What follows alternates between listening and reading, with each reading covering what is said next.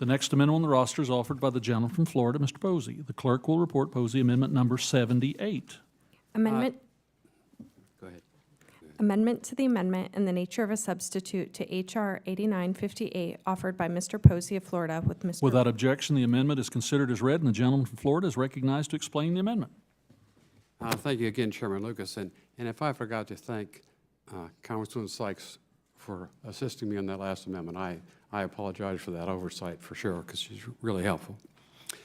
This amendment I'm offering with Congressman Frost directs the Government Accountability Office to review and emergency fire services at NASA facilities, including the Kennedy Space Center.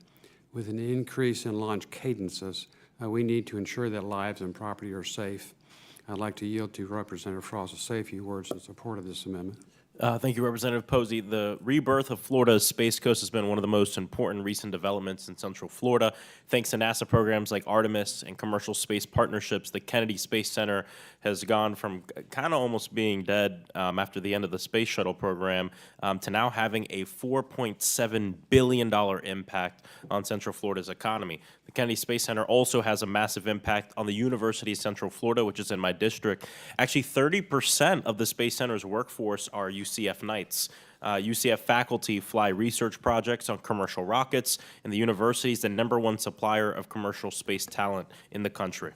All of this has meant a rapid increase in the number of launches each year at Kennedy Space Center, from 16 launches in 2019 to 72 launches just last year, and an anticipated 111 launches just this year.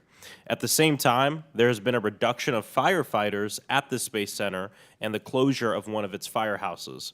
As the Space Center has increased the number of launches and employees, there are fewer first responders to ensure that these launches are safe. The Transportation Workers Union, TWU, represents the Space Center's firefighters, and they brought this to our attention.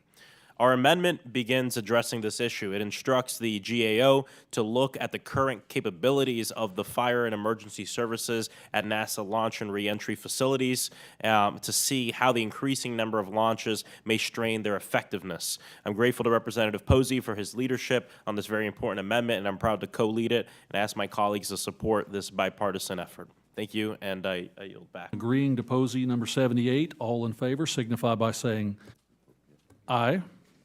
Aye. All opposed, nay. The ayes appear to have it. The ayes appear to have it. They do indeed have it. And the amendment is agreed to.